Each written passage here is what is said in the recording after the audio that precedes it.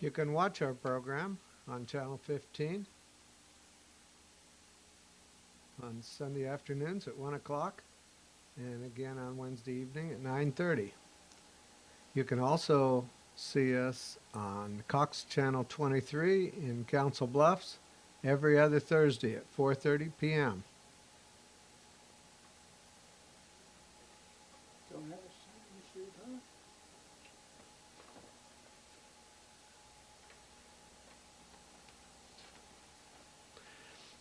This is the CPI report, Child Protection in Iowa, brought to you by Vocal, Victims of Child Abuse Laws. You can email us at vocaliowa@mchsi.com. My number is 515-276-3956, and John's number, also in Des Moines, is 515-282-2672. My name is Don Burgmaier, and with me at the controls is my co-host, who is running the cameras and all the buttons he has to push. So you'll notice there's a slight delay in our programming while he's trying to find his buttons. It's a major job putting on this program, especially when you lose the buttons. Especially when you lose the mic. Yes, this is John Harvey, and welcome to the CPI report. CPI stands for Child Protection in Iowa, and it's on those issues that we trust that we can have some impact with respect to influence in public policy. It is also the families that are impacted by the abuse reports that they're getting that we wish to help. And we do assist people who have difficulties with the Department of Human Services through false allegations of child abuse.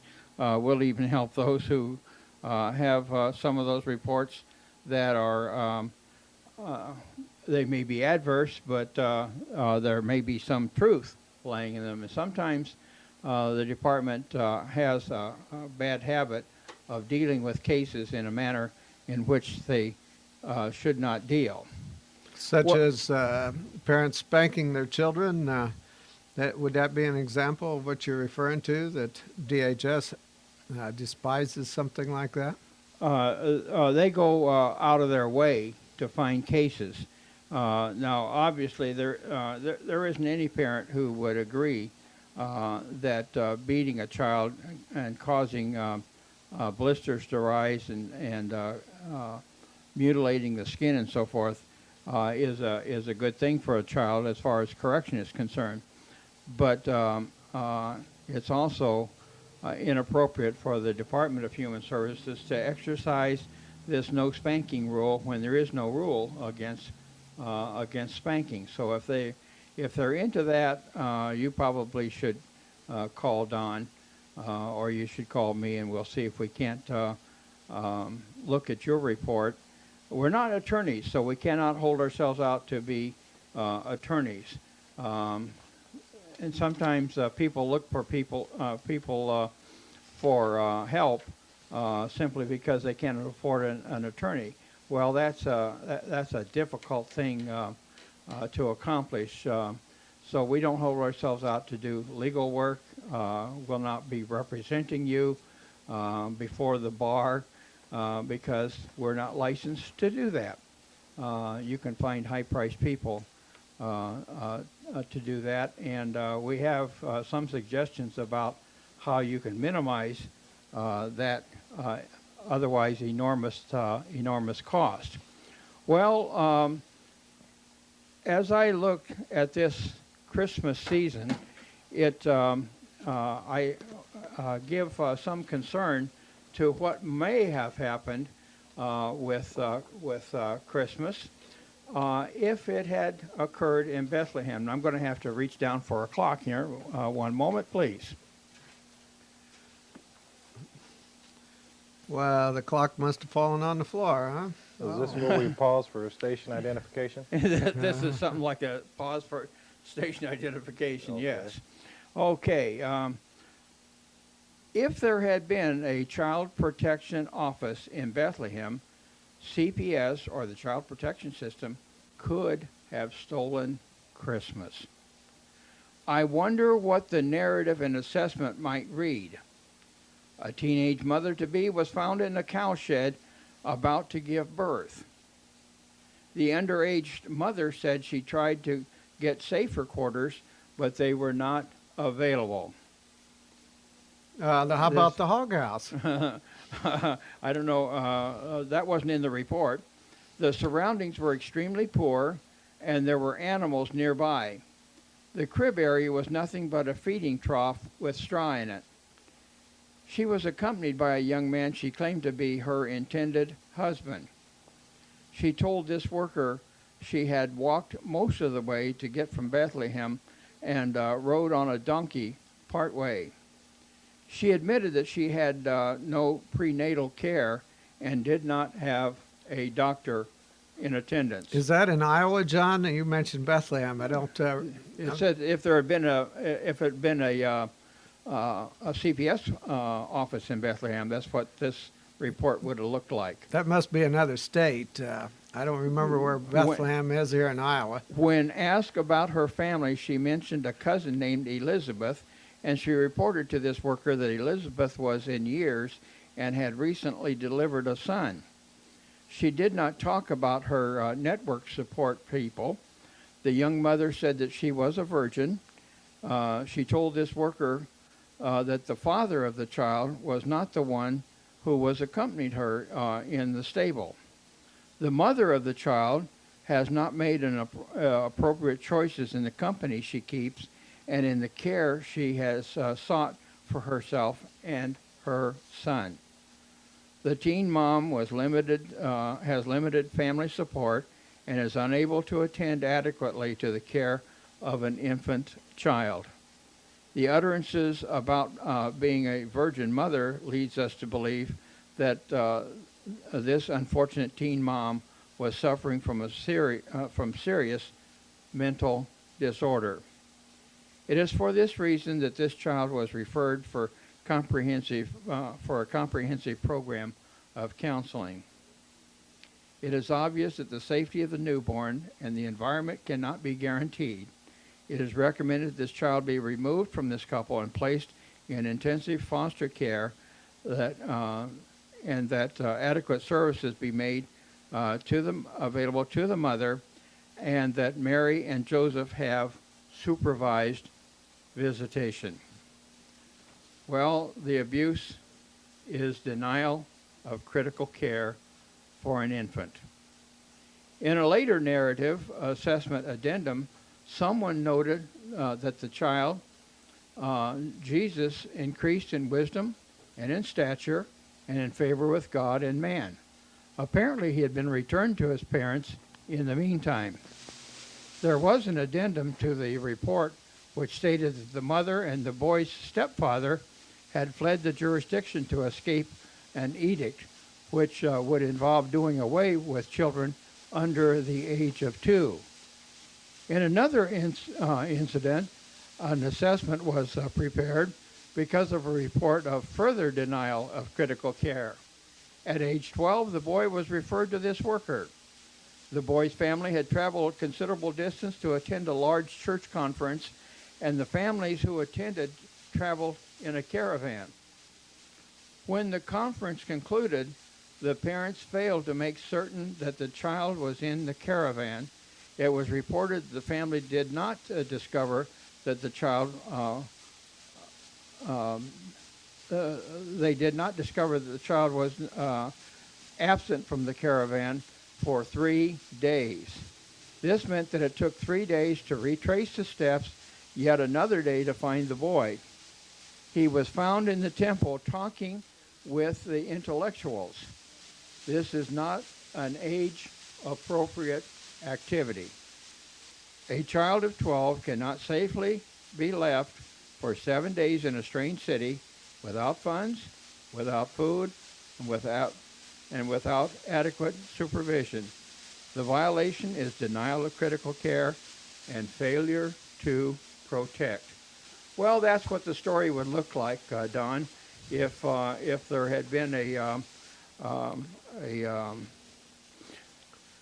an office of the Department of Human Services in Bethlehem. How did we get by these many centuries without the DHS? How in the world is it possible to survive without the DHS? Mary and Joseph somehow managed to get by. Meager though their residential facilities and their medical care, they raised a child and somehow escaped governmental supervision, over supervision. But somehow the DHS has come in and decided that they would be the ones to take over in a situation like this. I'm just glad that DHS did not have jurisdiction in Bethlehem. And certainly there is a Bethlehem, by the way, Don, in Pennsylvania, and I think there may be other Bethlehems in other states, but I know there is a Bethlehem in Pennsylvania. I think it's Steel Industry Company before that was exported. Bethlehem, what country is that in, John? Bethlehem in Judea. In Judea? Uh-huh. Well, I'm sure that nowadays they probably have a DHS out there. I don't know what they do to protect the young kids in the Holy Land. I think there is other reasons to be concerned. Did you know that in Switzerland they've made it against the law for Santa Claus to allow a child to sit on his lap? And this commentary says Detective Perez would be so proud. Detective Perez was a detective in Wenatchee, Washington. He went wild about his prosecutions of child sexual abuse. And all of them, not all of them have been dismissed as yet, but all of them are still fighting. And some of them have served time and then had their trials overturned. So what a weird idea that children are taught about Santa, what a wonderful fellow he is, but they cannot sit on his lap. And to make this a little more serious event, department stores are worried about having any kind of contact between Santa and children for fear there will be some kind of a suit brought against Santa for molesting children. And I can't imagine how a molestation could take place in public like that, but somehow, because I thought molestations are usually secretive in nature and certainly aren't carried out in the midst of a public situation. Well, are there other situations, Don, in which we have a problem? How about seating on an airline? Are there any problems about sitting next to people on an airline?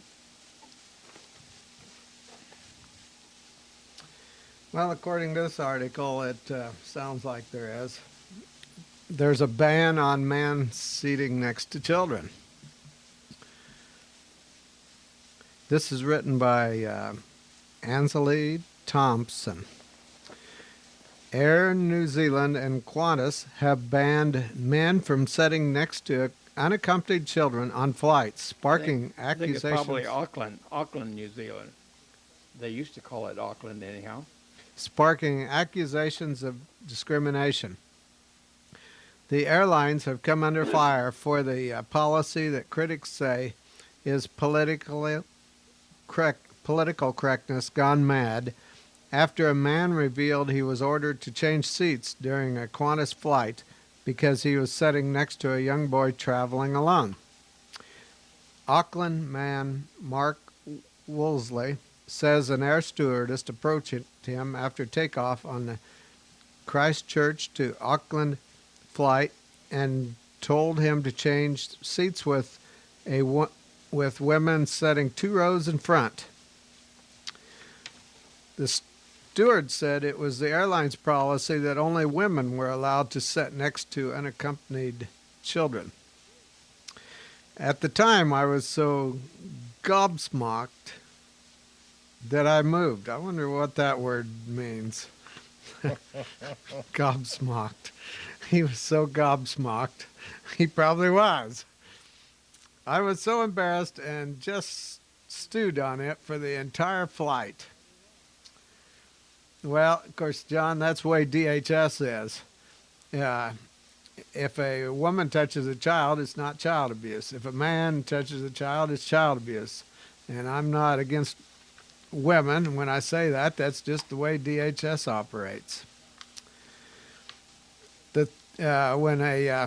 If a man changes a diaper on a child, that's child abuse. If a woman changes a diaper, I don't think she enjoys it any more than a man, but DHS says that's okay for a woman to change a diaper. It goes on here.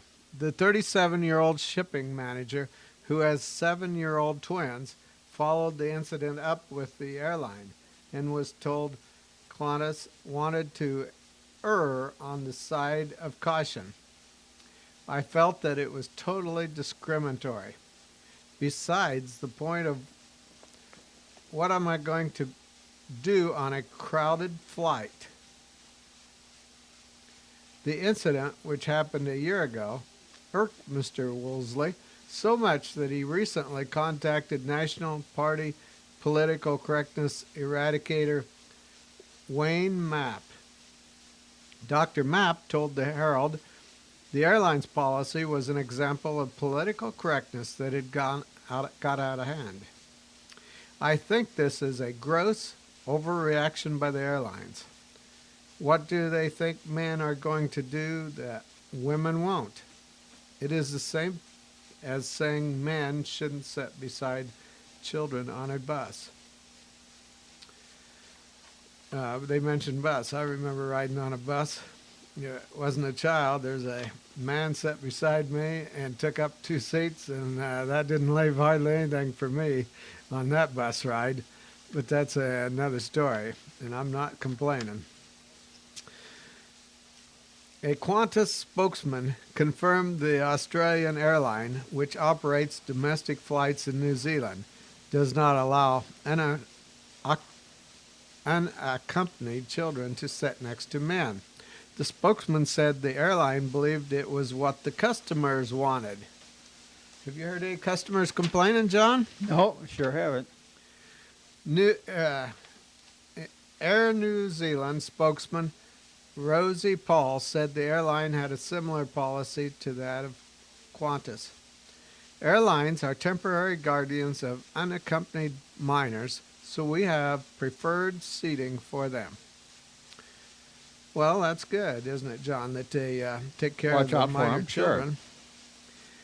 Sure. Ms. Paul said Air New Zealand tried to seat children near a crew area so crew could keep an eye on them. And when possible, children were seated next to an empty seat.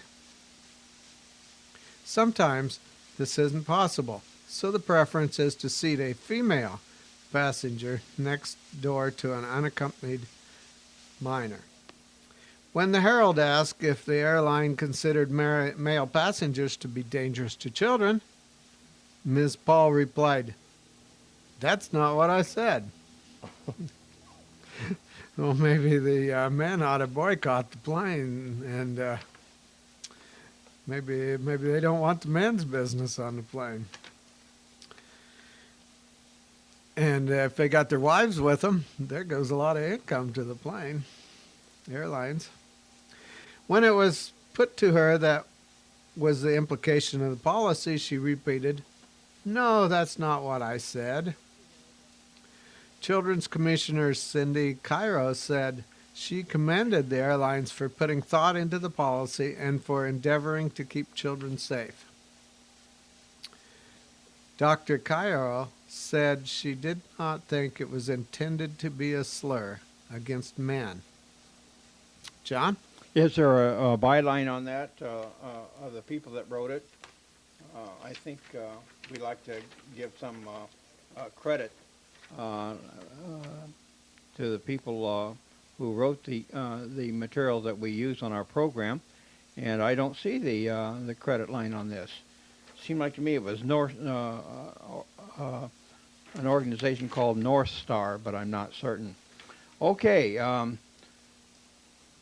so there's a couple of stories, Christmas-type stories. By the way, did it occur to you that the reason why these children are riding unaccompanied, quite often, and I think it's a rather sad story, when you go into an airport on Friday night and they say all accompanied children line up at gate 13, and for the flight to Los Angeles, which means those are children from divorced families who must ride the airplane in order to see father for the weekend. There may be other reasons why children are shipped, but generally I believe that those are the reasons why there are unaccompanied children. That wasn't the way God had intended. God had intended there to be a mom and a father in the family, and there's no particular reason why a 7-year-old should be on the plane by himself anyhow. I do know that there are provisions, and it costs a little extra to have the supervision of the airline crew available to watch over a child who is unaccompanied. And another thing I think is kind of bad here, we make a crisis out of something that isn't a crisis. And secondly, we compound that by saying, okay, there is an insurance issue to think about, or liability issue to think about, because the airlines could be held accountable for children who were somehow harmed while in their care. Well, sorry about that. I think that we've taken our senses and run amok in our public policy with respect to protecting children. Running amok, that's another thing when we think about public policy about the 2,000-foot rule. And I took some pictures of a conference talking about the 2,000-foot rule, and it was indicated at that Capitol conference among senators and the state representatives that they really couldn't see any real reason for having it, but there wasn't anybody who wants to stand up and to take the flak or to be seen as someone who is soft on crime to stand up and say we don't need the 2,000-foot rule. So we're having all kinds of intimidations, even including intimidating every one of our 150-member General Assembly, being placed under intimidation that if they pull something stupid out of the law, like the 2,000-foot rule, they'll be seen as being soft on crime. That's where I think that the public needs to really get on the ball and let those state legislators know, look, we do not approve of stupid laws. And the 2,000-foot rule is a stupid law. It doesn't protect. It costs money. It takes law enforcement off of their regular duties, such as finding rapists and others who are breaking statutory laws. They're not protecting people in other areas because they have to run after people who don't live 2,000 foot away from a school. One of the senators, I thought, had the cleverest idea. He said, if we're going to go down this road, he would like to see all armed robbers, when they get out of jail, to be required to live 2,000 foot away from any cash register. Now that makes sense, doesn't it? To live 2,000 foot away from a cash register. Well, so it goes in the halls of the state legislature. So it goes that we have very stupid laws being formed, and state legislators, recognizing that they're stupid, would rather please the public rather than to stick to something that makes sense. What do you think about that? Maybe I won't have you comment on that, but if you have a word or two to say about that, Terrance. We asked Terrance to come on the program every week because there are some pretty shady things that happen in the judiciary. And until the judiciary gets straightened up, there is not much reason to improve things elsewhere. Here now, Terrance Walker. Yeah, thanks a lot for having me on once again, John and Don. I am the God-appointed judge of the judges here in the state of Iowa. Nobody else can do it better than me, so I guess I'm the only one that steps up to the plate and calls it like I see it.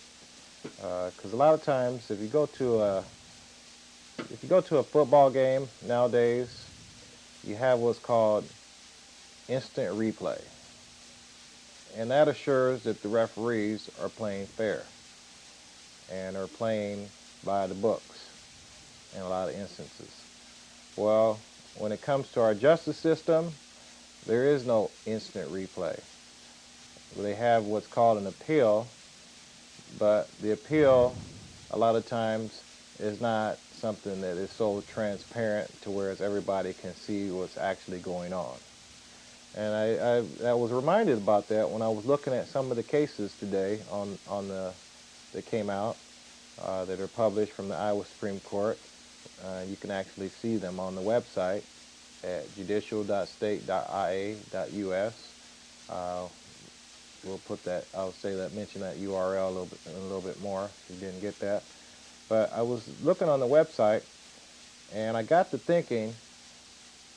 And I've seen this happen in a number of cases where the judges will miss some of the issues. They won't talk about the issues that are brought up by the litigants, and you won't know what has actually been presented. And so in essence, we really don't have a adequate instant replay system in place as it concerns the judiciary. There's no way that we can actually check to see what's going on unless we actually go look at the briefs. Well, hey, not a lot of people have time to go do that. They don't put the briefs online. They do put their opinions online, but they don't put the actual briefs online. So maybe that's something that we need to do so we can have some form of instant replay when it comes to what's going on and disputes that we have in this nation, whether it be a civil case, which goes before the court, or a criminal case. We need some sort of adequate checks and balances when it concerns the judiciary, because they really don't have any. And to make a comment on the 2,000-foot rule, I think it's a joke. I think what they need to do is institute a 2,000-foot rule for these crooked judges and say that none of these judges can go 2,000 feet near a courtroom, because what they're instituting nowadays has nothing to do with justice, in which they're supposed to be implementing in these courtrooms. And I was looking at these cases, and you don't see the issues in the actual opinions being discussed when you look at the briefs. I've seen this a number of times. I've actually filed appeals where that's happened. I'm sure you have too, John and Don. Right. Where they actually missed the issue altogether, and you're like, well, hey, what about this issue? Well,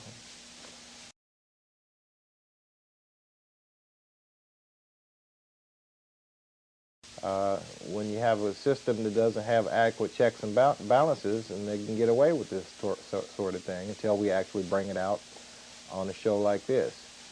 But I just had one profound thing to say about this, and I want everybody out there to remember this.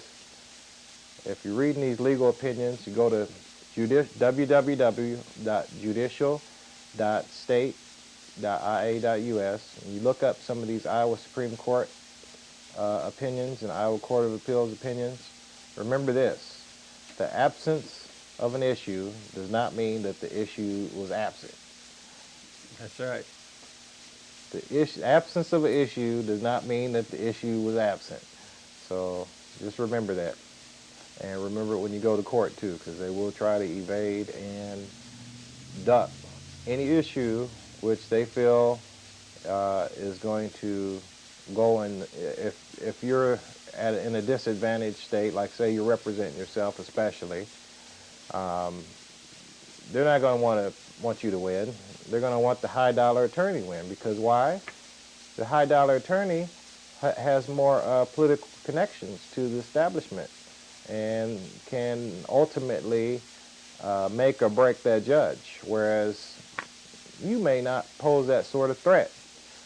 So, and then another thing is that they might have some camaraderie with that attorney or that prosecutor. So, just remember that. The absence of an issue does not mean that the issue was absent. But they'll say that the issue that you raised was not well founded, or you didn't bring it up in trial court, or you didn't preserve it. Is their favorite word? You didn't preserve the issue, therefore we cannot rule on it. Yeah, they'll think of any number of legal hurdles that they imagine that you haven't overcome, and whether, regardless or not, you have presented the issue before or not, when you get to the appeal, a lot of times if you represent yourself, they'll just basically say, well, it's not preserved. Timeliness is one of those burdens that you have to meet. Now, they can miss it 100 days, in failing to do something, but if you missed it by 3 hours, they can throw your case out on timeliness. Then they like to file a motion for summary judgment. And then what's the other one? Oh, res judicata. Law of the case. Yeah. That's been raised before or decided before. Regardless, now, there's instances where you can be timely, where they'll still say that it's not timely. So remember that. But in that light, I did want to go to a story from on jail Judicial Accountability Initiative Law, which was actually initiated by Ron Branson out of California.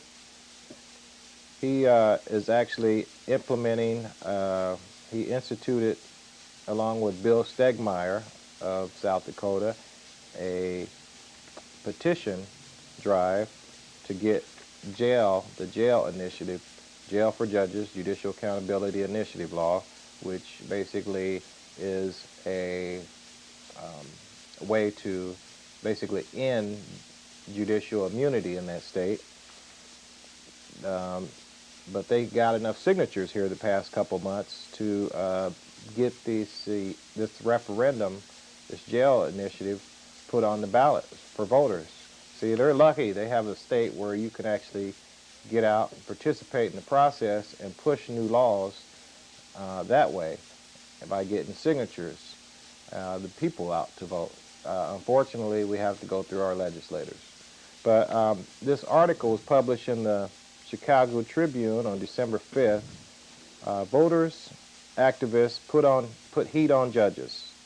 In South Dakota, tens of thousands of angry voters signed petitions for a ballot proposal informally known as Jail for Judges, enabling ordinary citizens to haul judges into court. In Pennsylvania, where voters never had rejected a state Supreme Court incumbent seeking re-election, a justice was tossed from office last month because people were furious about a pay raise for state officials, including judges. Now, mind you, the judges made with the help of the legislators, also gave themselves a pay raise this year. And in Wisconsin, a state Supreme Court justice whose opinions angered business interests faces the possibility of a $2 million campaign against his re-election next spring, organized by an interest group based in Washington, D.C. Now, the judges here, as I said, they did they get a pay raise, or did they up the amount of money revenue that the judiciary was actually got I think to it's receive this year? 18% raise. And Yeah. how can they live on that? Well, I tell you what, if you're the Supreme Court judge for the state of Iowa, you're getting paid.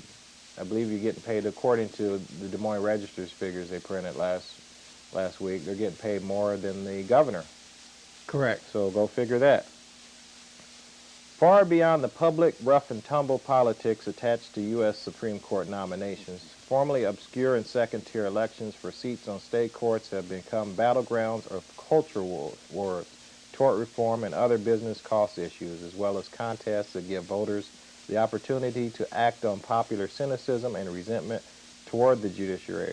At the same time, judges are increasing partisan attack for any number of reasons: gay right rulings, decisions regarding prayer, and early this year, failure to intercede in the case of Terry Scheibel, the brain-damaged Florida woman who died after her feeding tube was removed by court order.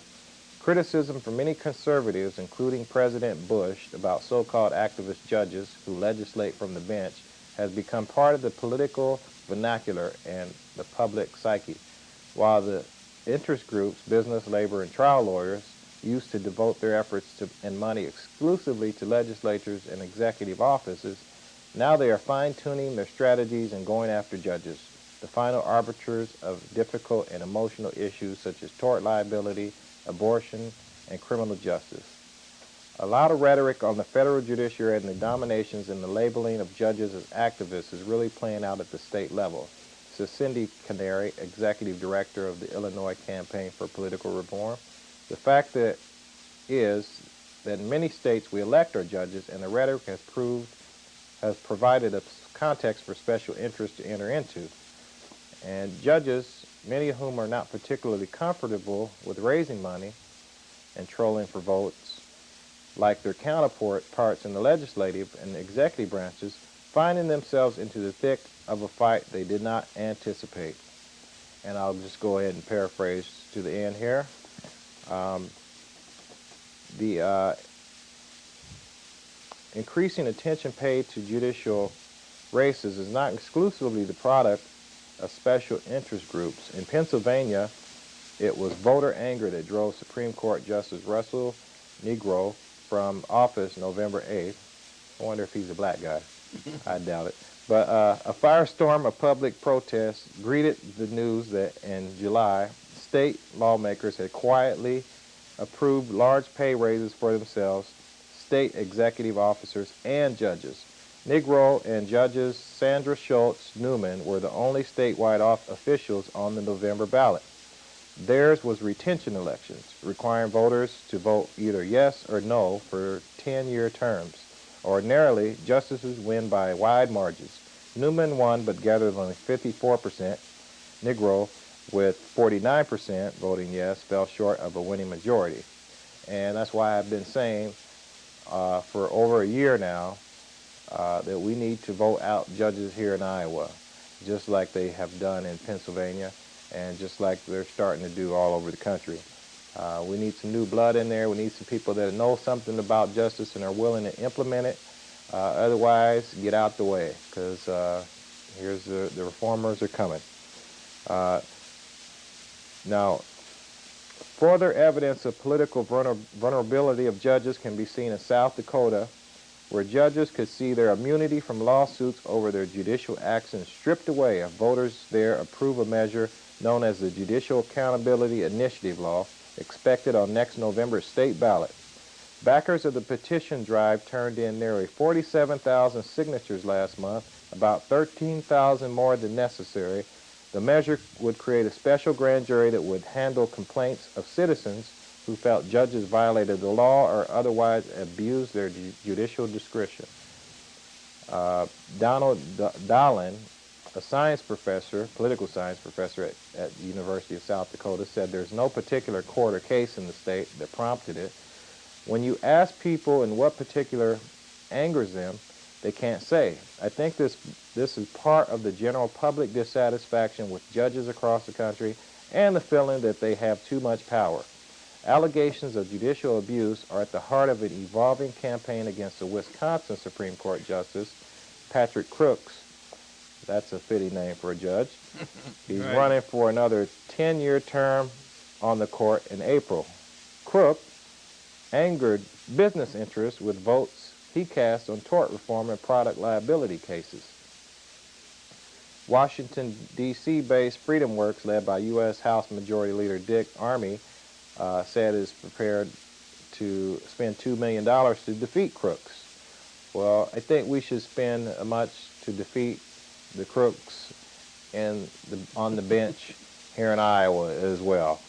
And with that, I really don't have any other stories to report. I was hoping to have, and we will have next week, if you can show the copy of this magazine. We're going to have one of the editors and founders of this magazine, Diogenes, on the show next week via telephone, of course, because she's out of town. But Diogenes is a new legal reform magazine which is getting ready to be released nationally. It's already available, but they're going to get some more distribution. There's going to be a lot of good, interesting articles from a lot of legal reformer activists, people that are talking about reform of the legal establishment. One of the ladies, Karen Huffer, that's actually in this oh, there I am. But Terrance right in there. but yeah, Karen Huffer, who's actually been on our show last week, she's done a really interesting article in this edition. But yeah, this is really informative and effective magazine in the fight against Comes out 4 times. judicial tyranny. Yes, and I think they're planning on upping that if they can get major distribution. And a lot of the proceeds are going to fund legal reform efforts. Zena Crenshaw is a lawyer who is actually fighting against the judicial tyranny that we all have experienced here on this show and throughout the country. And some of the bad aspects, I guess, she's also fighting that are a part of the legal establishment as well. But we'll have her on the show, and I'm sure she'll be a good guest. And with that, I'll turn it back over to you, Okay. John. Thank you, Terrance. And whenever December 13th rolls around each year, I think of a fine lady, maybe I shouldn't say young lady, because she's putting on years. Every year she puts on another year. My daughter, Jody Donnell, Harvey, more likely her last name, I think, and I haven't seen her for years now, but her last name, last time I heard of it, was Cabrera, and she has 2 little girls. But I'll have to say happy birthday. I probably shouldn't tell her age, but she was born in 1968, some 37 years ago. So happy birthday to Jody. Jody is rather delightful. I knew her as a rather delightful, cheerful gal. She's the kind of gal that the room lights up, when she comes in. Back in the old days, they used to call it magnetic personality. I didn't know if she was fit that particular category, but she had a personality all her own, and quite a cheerful, happy sort of child. Well, it's been a while since I've seen Jody, but I do know that her birthday pops up every year on December 13th. For this program, if it's shown on Sunday, it's a birthday wish in advance. But if you're watching this program on Wednesday, it's a birthday wish belated. So, and in the meantime, I'll have to say happy birthday, Jody Donnell. Okay, Don, we haven't seen one of our families for quite some time. This was a family, in Branson, Missouri, a family who really rolled up their sleeves and did something for other families. Her name was Cheryl Barnes.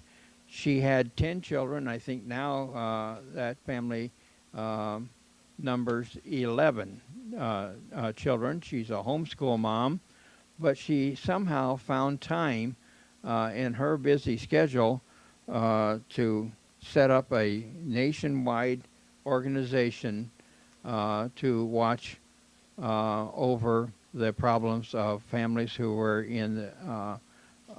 entrapped by what she calls CPS. CPS is a generic name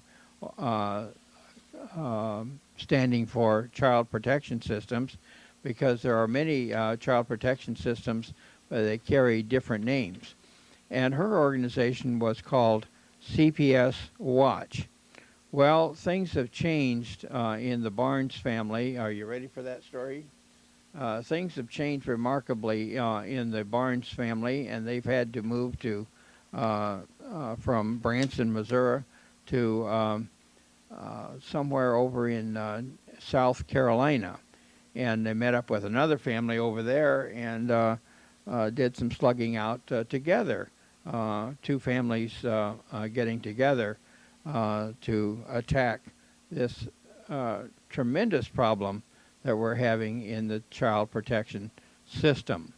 And they offer help and a website, and at one time they even had an 800 number where you could contact them. But they did a very professional job of it. Let's see, as we turn to Don, let's see what has happened in the years intervening. And this is not even a new story, but it'll give you some kind of an idea of what's happened in the family of Cheryl Barnes. Don? This article is entitled Barnes Home Raided, October 10th, 03. Even though it's 2 years old, it's a lot of good information in here. This woman has been fighting the cause for many years. She's been doing a real good job, too. The article says, on Friday, October 10th, 2003, at around 5 p.m., the Taney County, Missouri Sheriff and Social Services Department began a raid on the Barnes home. Cheryl Barnes is the National Director of CPS Watch, a national watchdog organization that monitors the nation's child protective services. So if you type in CPS Watch on the computer, you should be able to come up with a whole lot of information that they have on the internet. Cheryl began her fight against the nation's CPS, that's Child Protection Services, like DHS. She began her fight when her seventh son, Taylor, illegally removed from her care in a Medicare fraud scam by the hospital he was born in. It subsequently took 2 years for a federal judge to return Taylor, citing that he should never have been removed in the first place. Newborn Taylor was abused so badly while in foster care, and his injuries ignored by social workers who refused to take him for medical treatment. And now he is permanently blind and suffers seizures. Since then, Cheryl has paved the way and offered hope to families nationwide who have lost their children illegally. The reason why DHS took the child was when she went into the hospital to deliver her child, the hospital threw papers at her and said, sign here so we can get our federal money. She had good health insurance, and that wasn't good enough for them, and so they called the DHS. Good old DHS. The article goes on. In 2001, Taylor had a seizure while swimming in the pool. Cheryl took Taylor to the local hospital, and a nurse conspired to phone in a false report of abuse. A false report of child abuse. Cheryl handled it professionally and sought reform. Since then, Cheryl has debated the issues with DFS at the first Senate hearing, created the 2000 data report for Missouri, attended Senate hearings, and other reforms she has worked to bring about. Recently, the legislature proposed laws that would require social workers to notify parents of their rights to warrants and court orders prior to being allowed access to the private home and their children. Missouri's governor vetoed this reform. Wow. Isn't that great of the Missouri's governor? Sounds like our governor. And has subsequently left state social workers under the impression warrants and court orders are not required. That's not what the United States Constitution says. That's not what the Iowa Constitution says. The article says, their first target, Cheryl Barnes. Cheryl works 90 hours per week to support her family by herself. Her husband does not live with them and has refused to pay child support. The state has, it's another case where the DHS has broken up a family. That happens a lot. So keep DHS out of your home if you want to keep your family together. The state has not helped her attain support, so she was left to do what she could. Leave her children in the care of responsible babysitters and other siblings while she brought in the much-needed income. She leaves her children in the care of their 16-year-old brother, Paul, 15-year-old Blaze, 12-year-old Clinton as a helper, and the boys' neighborhood friends who offer to help them out with child care. This leaves a comfortable ratio of 2 to 2.5 children per teenager, the same ratio every American leaves their teenage babysitter with for evenings of a dinner and a movie. At 5 o'clock, the people were returning. At 5 o'clock, the boys were just returning from an afternoon of grocery shopping when a social worker acted on an anonymous tip that the children were unattended. Upon arrival, the social worker should have known that this was a false accusation, given the 4 teenagers with 8 younger children, rather than do her proper duty. The social worker, oops, you're ahead of me, John, initiated a night of horror for these 10 children. Rather than explain that what happened, I think it is best if you hear it from the mouth of those who were there. Below are the statements from the Barnes boys who suffered the horror of this night. The older boy was thrown to the ground and cuffed. The younger ones threatened with jail. Read for yourself and decide if this is what the child protection is all about, or whether it shows the sheer retaliation these officials are willing to enact. Max is the youngest boy. He is 16 months old and was stolen Friday night. Now we see down here, this is Paul Barnes. Paul is 16 years old. Paul was thrown to the ground and cuffed. What was the reason why they cuffed him? For asking for a warrant to enter his home. Wow, that's our constitutional right to demand that. I'll continue on here. It's about 5 p.m. as the article continues on. Kids were getting groceries. This chick, they call her, DFS worker Tammy Ledbetter. Is that correct, John? Is her name Tammy Ledbetter? No, it should be should know better. Should know better. All right, well, take your pick. Tammy Ledbetter pulled up in a little Cherokee, that's a car, I suppose, and paid for by state money, I assume, and parked in front of Mandy's house. I asked Mandy who that was, and she said she didn't know. She got out of the car and had a file in her hand and started walking toward us. I knew she was a social worker. I told the kids to go in the house. She came up and asked Mandy and Brandon and Dennis if they lived there, and they said nothing. It's good. The less you say to the DHS or any state workers that you don't know, the better off you are. So the children were well trained to keep their mouths shut.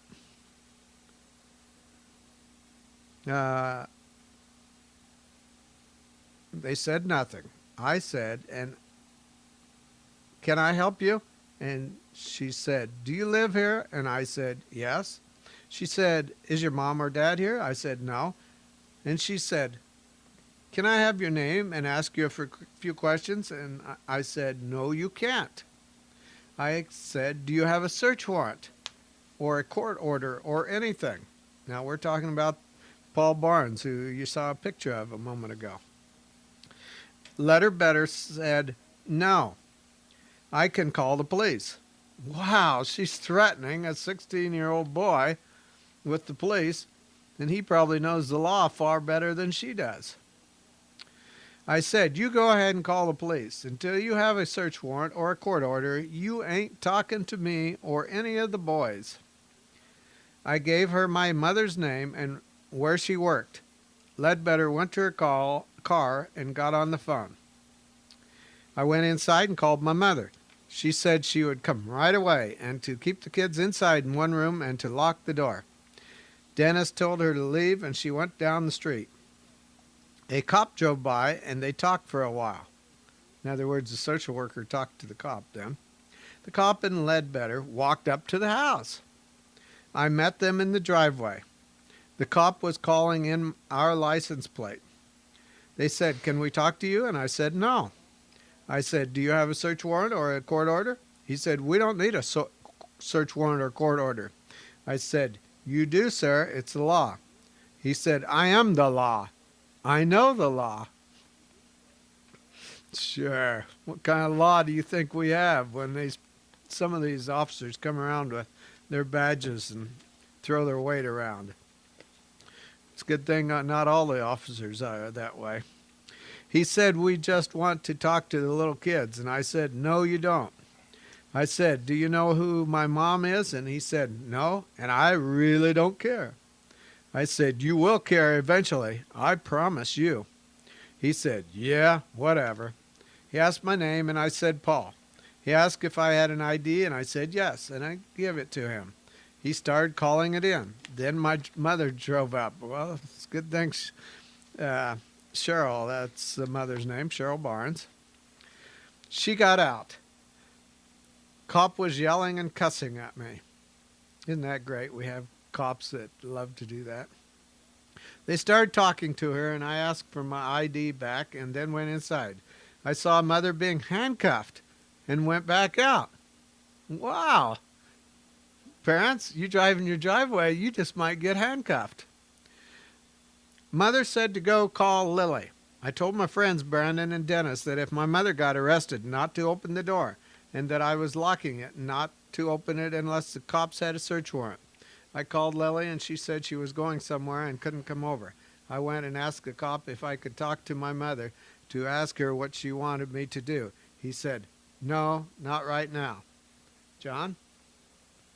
Well, thank you for that story about Cheryl Barnes, update story. Maybe we'll have some time in a later program to finish that one off. Here's a couple of numbers that you might want to consult with Vocal of Iowa.